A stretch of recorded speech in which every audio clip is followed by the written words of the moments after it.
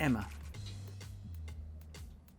Emma Woodhouse, handsome, clever, and rich, with a comfortable home and happy disposition, seemed to unite some of the best blessings of existence, and had lived nearly 21 years in the world with very little to distress or vex her.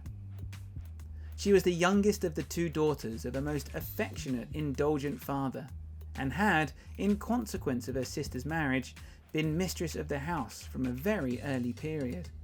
Her mother had died too long ago for her to have more than an indistinct remembrance of her caress, and her place had been supplied by an excellent woman as governess, who had fallen little short of a mother in affection.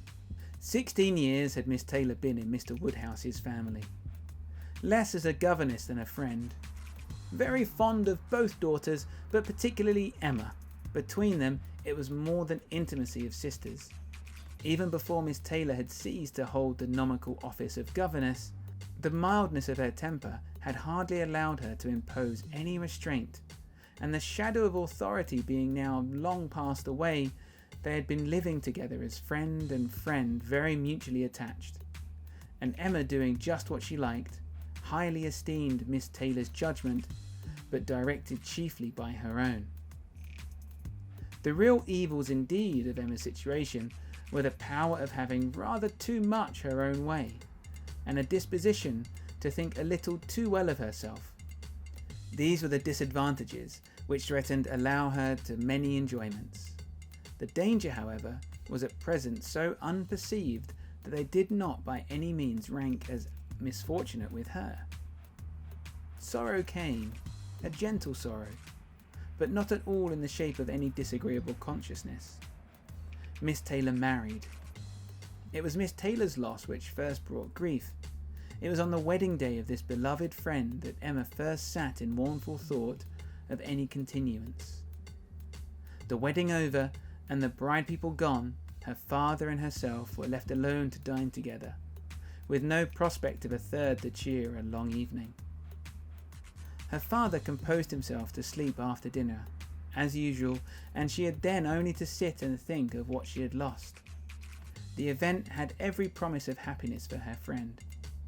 Mr. Weston was a man of unexceptional character, easy fortune, suitable age, and pleasant manners, and there was some satisfaction in considering with what self-denying, generous friendship she had always wished and promoted the match.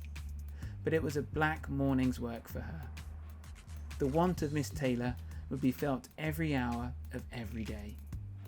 She recalled her past kindness, the affection of 16 years, how she had taught and how she had played with her from 5 years old, how she had devoted all her powers to attach and amuse her in health, and how nursed her through the various illnesses of childhood.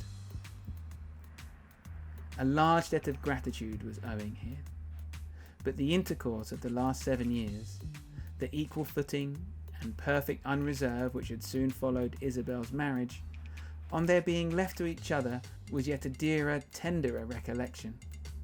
She had been a friend and companion, such as few possessed, intelligent, well-informed, useful, gentle, knowing all the ways of the family, interested in all its concerned, and peculiarly interested in herself, in every pleasure, every scheme of hers, one to whom she could speak every thought as it arose, and who had such an affection for her as she could never find fault.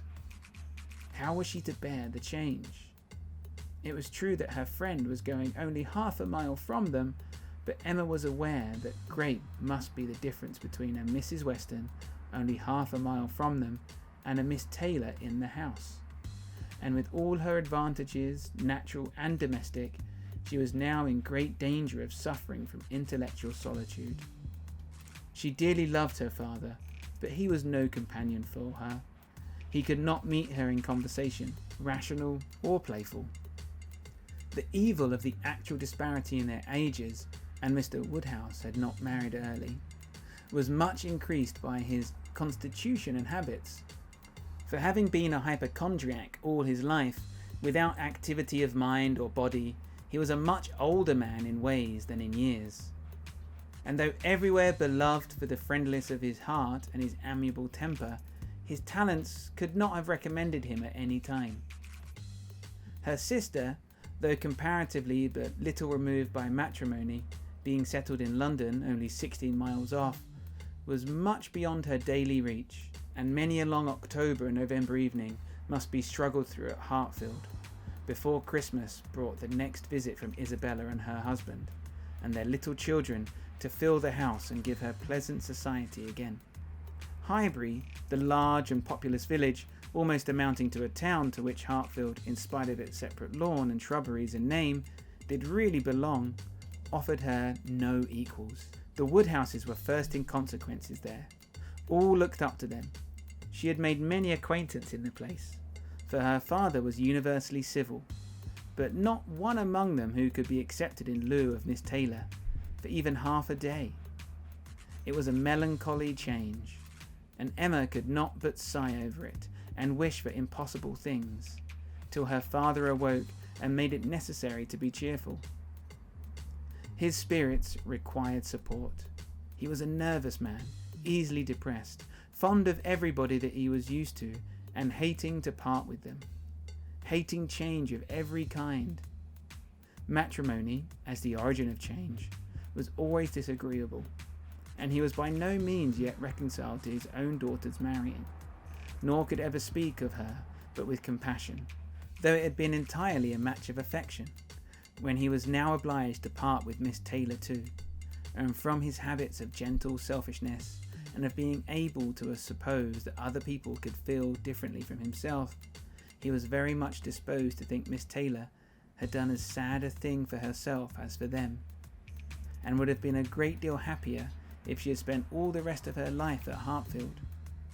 Emma smiled and chatted as cheerfully as she could, to help him from such thoughts, but when tea came, it was impossible for him to say exactly as he had said at dinner. Poor Miss Taylor! I wish she were here again. What a pity it is that Mr. Weston ever thought of her. I cannot agree with you, Papa.